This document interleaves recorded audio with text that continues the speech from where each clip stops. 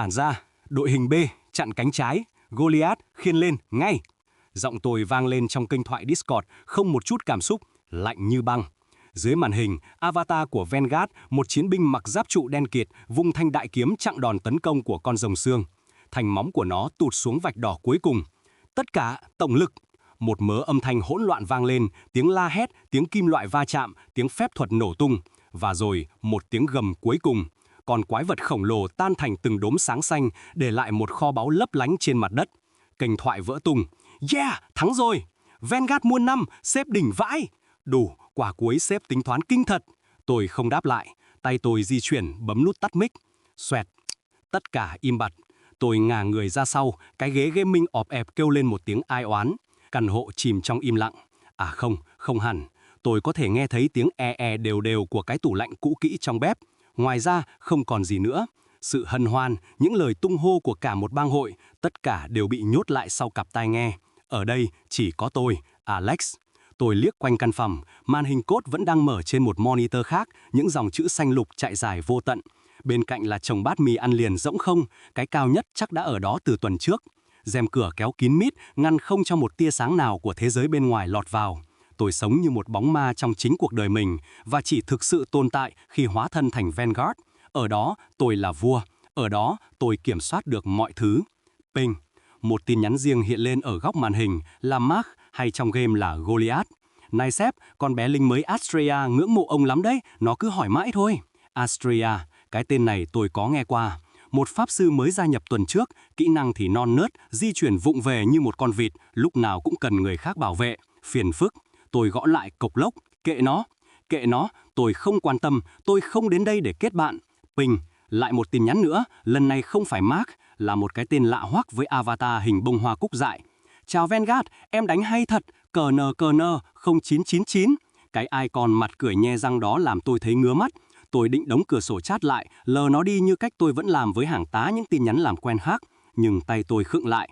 Có lẽ vì trận đánh vừa rồi đã rút cạn sức lực, hoặc có lẽ vì sự im lặng trong căn phòng này đột nhiên trở nên nặng nề hơn. Tôi gõ một từ duy nhất. Thanks. Gửi. Tôi đã nghĩ mọi chuyện sẽ kết thúc ở đó. Nhưng tôi nhầm. Anh không phiền nếu em hỏi vài thứ chứ ạ? Em mới chơi nên nhiều cái không biết. Em thấy anh lúc nào cũng online, anh không ngủ à?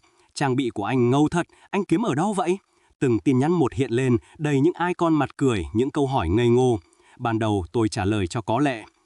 Không, tự tìm hiểu đi. Nhưng con bé không bỏ cuộc. Sự nhiệt tình của nó như một dòng nước ấm, cứ từ từ kiên nhẫn bào màn tảng đá lạnh lẽo mà tôi đã dựng lên. Vài tuần trôi qua, Sarah, tên thật của Astrea, trở thành người duy nhất tôi nói chuyện ngoài giờ đi raid. Hóa ra cô ấy là sinh viên đang trong kỳ nghỉ hè. Cô ấy tò mò về mọi thứ. Anh làm nghề gì? Anh sống ở đâu? Tôi bịa ra vài câu trả lời qua loa. Lập trình viên tự do, sống ở một thành phố nào đó xa xôi. Cô ấy có vẻ tin. Sự tò mò của cô ấy vừa khiến tôi khó chịu, vừa khuấy động một thứ gì đó đã chết từ lâu bên trong tôi. Một buổi tối muộn, sau khi cả bang hội đã off game, chỉ còn lại hai chúng tôi trong kênh chat riêng.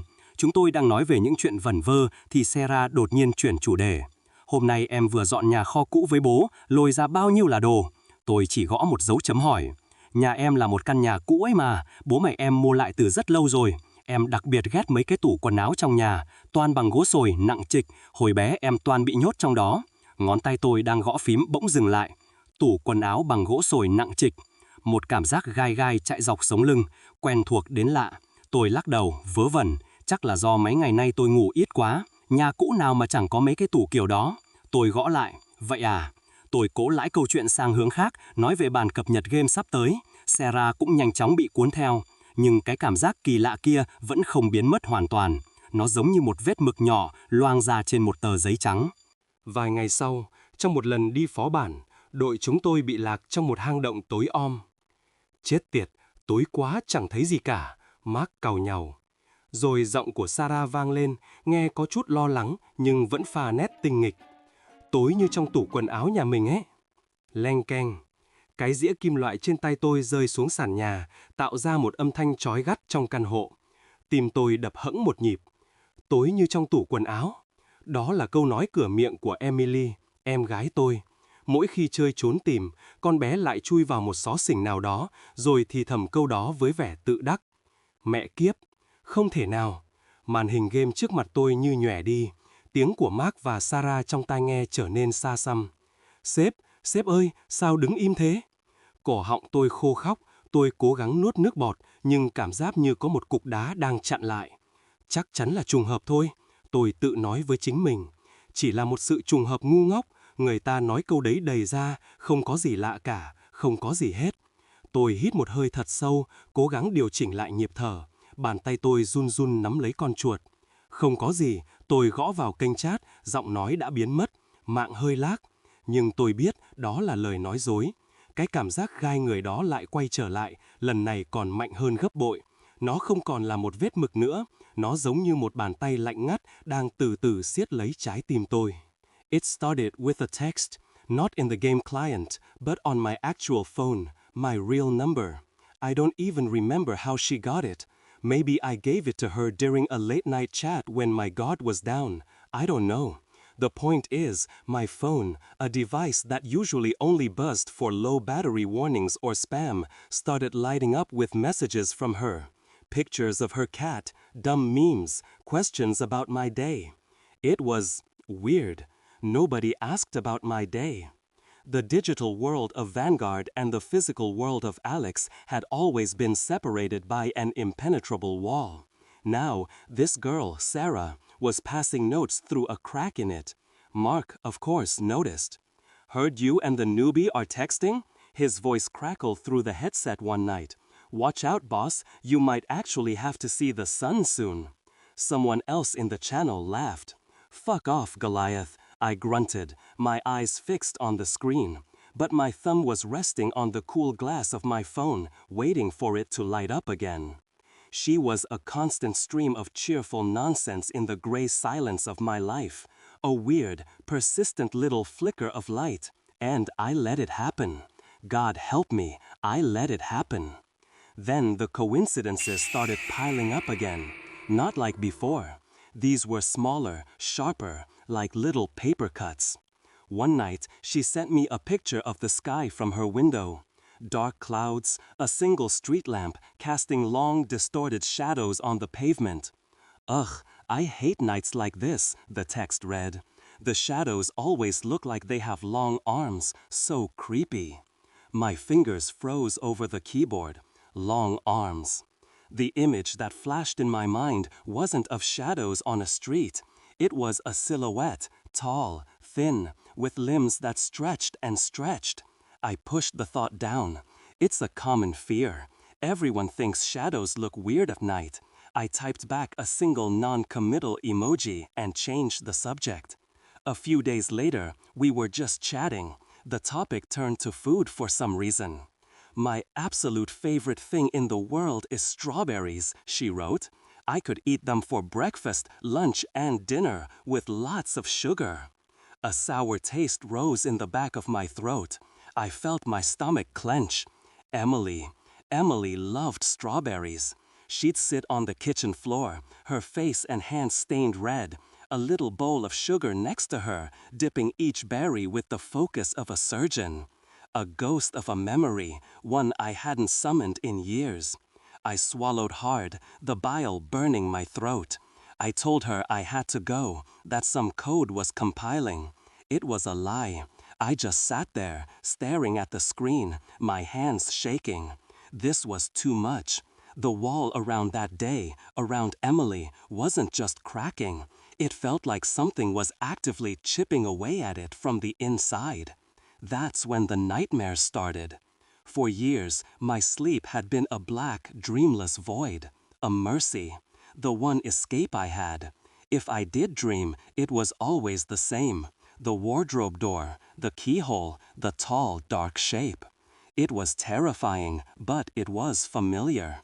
It was my story, my explanation. These new dreams were different. There was no monster, no keyhole, just fragments. The sound of something heavy being dragged across a wooden floor. Scrape, scrape. The smell of dust and old perfume, my mother's perfume. A child's whimper, muffled, like it was coming from behind a thick door. And a feeling, A horrible, crushing weight on my chest the moment I woke up. Not fear. Guilt. A deep, suffocating guilt that made no sense. I'd wake up in a cold sweat, the sheets tangled around my legs, the sound of that dragging noise still echoing in my ears. I'd have to turn on every light in my apartment and sit there until the sun came up, just to feel my heart slow down. One night, it bled into the real world. I was working late, a project that required absolute focus. 2 in the morning. The only sounds were the clicking of my keyboard and the low hum of my PC. The apartment was dead quiet. And then I heard it. Scritch. It was faint, so faint I thought I'd imagined it. A mouse, maybe. I stopped typing, held my breath. My ears strained, listening to the silence. Scritch. Scritch scratch. It came from the direction of my bedroom, from my wardrobe. My blood went cold. It wasn't a mouse. It was the sound of a fingernail dragging lightly across old wood, an unmistakable sound. My heart hammered against my ribs, a frantic trapped bird. I slowly pushed my chair back, the wheels making a deafening screech on the floor. My eyes were locked on the doorway to my bedroom. Everything in me was screaming to stay put, to pretend I heard nothing. But I couldn't. I grabbed the aluminum baseball bat I kept propped by the door. My palm was slick with sweat, the metal feeling icy cold. Every step toward the bedroom was a negotiation with my own feet. The floorboards groaned under my weight. The scratching had stopped. The silence that followed was somehow worse. I stood in front of the wardrobe, its dark wood surface seeming to absorb the dim light from the hallway. My chest was tight. I couldn't breathe properly. 1, 2. I yanked the door open with a sudden burst of adrenaline, raising the bat. Nothing. Just my stupid, messy clothes hanging there. A pile of laundry on the floor. The faint smell of fabric softener. Nothing. I stood there for a full minute, bat held high, heart pounding in my ears. I felt like an idiot. My mind was playing tricks on me. Lack of sleep, too much caffeine. That's all it was. It had to be. My phone buzzed on the desk in the other room. The vibration cut through the silence like a gunshot. I flinched, nearly dropping the bat. Shit. I walked back to my desk, my legs feeling weak. I picked up the phone. It was a new message, from Sarah. My thumb hovered over the notification. I opened it. Alex, you're not going to believe this. I just had the worst nightmare. I dreamed I was trapped inside a wardrobe. I read the words once, twice, a third time. They didn't make sense. They swam in front of my eyes. The hum of the computer faded away. The clicking of the hard drive faded away. All I could hear was a high-pitched ringing in my ears. This wasn't a coincidence. This was impossible. My carefully constructed reality, the one where I was in control, the one where the past was locked away behind a story about a monster, it was shattering like cheap glass. This girl, she was connected to it somehow, to her. Panic, cold and sharp, seized me. Before I even knew what I was doing, my thumb was pressing the call button next to her name. An action so alien to me, it felt like someone else was controlling my hand. I never called anyone, ever. The phone rang once, twice. Hello? Her voice, it was real, a little sleepy, but real. Not a ghost, not a figment of my imagination. Sarah, I said. My own voice sounded rough, foreign. Alex, is everything okay? You're calling me. I couldn't form a sentence. I just needed to hear her talk. I needed to know she was just a girl in another city, living her own life, a life completely separate from my haunted past. I just saw your text. I managed to say.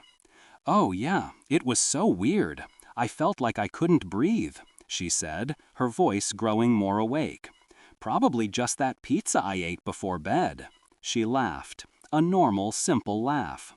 We talked for a few more minutes. I don't remember what we said. I just listened to the sound of her voice, letting it wash over me, a temporary anchor in a storm. When we hung up, the shaking in my hands had subsided a little, but the calm didn't last. I looked from my phone back toward my bedroom at the wardrobe door I had left wide open. The world inside the game wasn't safe anymore. The world outside my apartment wasn't safe anymore. The wall I'd spent more than a decade building was crumbling to dust, and I had no idea what I was going to find in the rubble. Sleep didn't happen after that. How could it? Every time I closed my eyes, I saw the text message burned onto the back of my eyelids. I dreamed I was trapped inside a wardrobe. My own apartment, my one fucking sanctuary, now felt like a stranger's house. The shadows in the corners weren't just shadows anymore. The wardrobe in my bedroom wasn't just a piece of furniture. It was a witness. My mind raced, spinning in circles, trying to connect dots that shouldn't exist. Coincidence? Was it all just a string of horrible cosmic jokes? The long-armed shadows, the strawberries, and now this? No, fuck no. My gut, an instinct I hadn't felt in years, was screaming at me. This wasn't random. The paranoia was a physical thing. A cold sweat prickled my neck. I kept looking over my shoulder, even though I was alone. The hum of the PC, usually a comfort, now sounded like a whisper. I was losing it. I was either going completely insane or something impossible was happening. And Sarah was at the center of it all. This cheerful, goofy girl who sent me cat pictures was somehow tied to the single worst moment of my entire life. I had to know. I couldn't live with the questions anymore. The not knowing was worse than the nightmares. I needed to see her. Not her avatar, Estrella. I needed to see Sarah. I needed to look at her face and see if she was real, if this was all in my head. My thumbs, slick with sweat, fumbled with my phone. I pulled up our chat. My heart was pounding a frantic, uneven rhythm against my ribs. I typed, deleted, typed again. "You busy this weekend?" The 3 dots appeared instantly. My breath hitched. "Nope. Actually going to visit my parents for a couple days. Why?" Here goes nothing. "Want a video call?" It felt like asking someone to help me pull the pin on a grenade. Her reply came back so fast it made my phone buzz in my hand.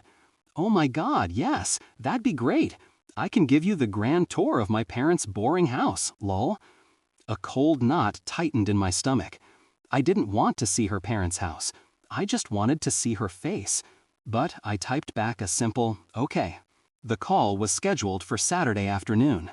The 2 days leading up to it were hell. I barely worked. I barely ate. I just sat in my chair, staring at the screen, replaying every conversation, every weird coincidence, until my brain felt raw. The scratching sound didn't come back, but I started leaving my wardrobe door wide open, just in case. Saturday arrived. My monitor pinged with the notification. Incoming video call from Sarah. My hand was shaking as I clicked accept. Her face filled the screen, bright, smiling, framed by messy brown hair. She was in a brightly lit room, sunlight streaming in from a window behind her. She looked normal, just a girl. For a second, a wave of relief washed over me. I'm an idiot. I'm just a paranoid wreck making things up. "Hey, Alex," she chirped. "You can see me okay?" "Yeah," I croaked, my voice sounding rusty. "Loud and clear." "Awesome. Okay, prepare for the most boring house tour of your life," she laughed, flipping the camera around. She walked me through a generic living room, a clean kitchen with yellow cabinets. Everything was fine. Nothing was familiar. The knot in my stomach began to loosen. "See? Just a normal house. You're crazy." And now, she said, her voice getting closer as she walked, we go upstairs to the scene of the crime, my childhood bedroom. I heard the sound before I saw it. Creak, thump, creak. The unmistakable sound of footsteps on old, worn-out wooden stairs. A sound I heard in my dreams. A sound I heard that night. My blood turned to ice. These stairs have made that noise since forever. My dad says he'll fix them one day, but he's been saying that for 20 years. I couldn't speak. I just watched, my knuckles white as I gripped my mouse. She reached the top of the landing and pushed open a door. And this is it, the Pink Palace. She panned the camera around the room. And the world stopped. The pink floral wallpaper. Faded, peeling slightly at the corner near the ceiling. I remembered tracing the patterns with my finger while I waited for Emily to find me. The window, looking out over the crooked oak tree in the front yard. I remembered sitting at that window, watching cars go by, waiting for my parents to come home. And then, the camera stopped. It was pointing at the corner of the room, at the wardrobe. Dark, heavy oak, almost black in the afternoon shadows. It stood there, hulking and silent, exactly where it had always been, a tombstone in the corner of the room. Everything came rushing back, not as a memory, but as if it were happening right now. The smell of dust, the muffled giggle from downstairs, the heavy front door closing, the strange footsteps, slow and dragging, the frantic pounding of my own heart, so loud I was sure they could hear it. I couldn't stop it. The words just started spilling out of my mouth, a torrent I hadn't let loose in 15 years. My voice was a choked, trembling whisper. I used to live here, I said. Sarah's face appeared back on screen, her smile replaced with a confused frown. What? Alex, what are you talking about? That room, I said, pointing a shaking finger at my own screen. That was my parents' room. We were playing hide and seek, me and my sister, Emily. The story just poured out. The game, me hiding in that exact wardrobe, the strange footsteps, the dragging sound, and then, the thing I had told no one, the thing I had built my entire miserable life around. I looked through the keyhole, I choked out, tears I didn't know I had blurring the screen. I was so scared, but I looked. I saw something. It wasn't a person. It was tall. Its arms were so long, and it was dragging her. It was dragging Emily away. And then, they were just gone. I finished, gasping for air, the silence in my apartment deafening. Sarah just stared at me through the screen. Her face had gone from confused to horrified, her eyes wide with a deep, pitying sadness. "Oh my God, Alex," she whispered. I'm so sorry. I didn't know." She looked off screen, her expression shifting. Dad, can you come here for a second?" A moment later, a man's face appeared beside hers. He looked to be in his 50s, kind eyes, a gentle smile. He looked like a normal, friendly dad. "Hey there," he said, to the screen. "Dad, this is my friend, Alex," Sarah explained, her voice soft. He used to live in our house a long time ago. He was just telling me, he said he saw a monster take his little sister from this bedroom, through the keyhole on this wardrobe." The story just poured out. The game, me hiding in that exact wardrobe, the strange footsteps, the dragging sound, and then, the thing I had told no one, the thing I had built my entire miserable life around. I looked through the keyhole, I choked out, tears I didn't know I had blurring the screen. I was so scared, but I looked. I saw something. It wasn't a person. It was tall. Its arms were so long, and it was dragging her. It was dragging Emily away. And then, they were just gone. I finished, gasping for air, the silence in my apartment deafening. Sarah just stared at me through the screen. Her face had gone from confused to horrified, her eyes wide with a deep, pitying sadness. "Oh my God, Alex," she whispered. I'm so sorry. I didn't know." She looked off screen, her expression shifting. Dad, can you come here for a second? A moment later, a man's face appeared beside hers. He looked to be in his 50s, kind eyes, a gentle smile. He looked like a normal, friendly dad. Hey there, he said. Dad, this is my friend, Alex, Sarah explained, her voice soft. He used to live in our house a long time ago. He was just telling me, he said he saw a monster take his little sister from this bedroom, through the keyhole on this wardrobe. The man, Sarah's dad, looked at me. His friendly expression softened into one of genuine sympathy.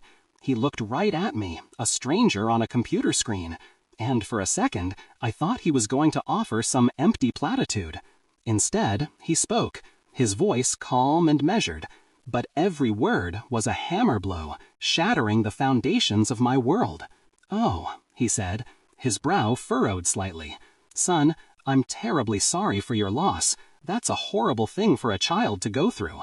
But how could you have seen anything through the keyhole? He reached out and knocked his knuckles against the wardrobe door next to him. Thud, thud. The sound was solid, thick, final. This wardrobe was the first thing I changed when we moved in. The old door was warped, he said, still looking at me with that same kind, pitying expression. It was solid oak. There was never any keyhole. My vision tunneled. The screen, his face, Sarah's horrified expression, it all blurred into a smear of colors. The only thing I could hear was his voice, echoing in the sudden, vast silence of my mind. Never any keyhole. The wall didn't crumble. It exploded. It vanished, and there was nothing behind it. The monster wasn't real. The keyhole wasn't real. My entire life was built on a lie I had told myself. So, the dragging sound I heard, the muffled whimper, if I didn't see anything, if I was hiding inside a solid wooden box with no way to look out, what the fuck really happened to Emily?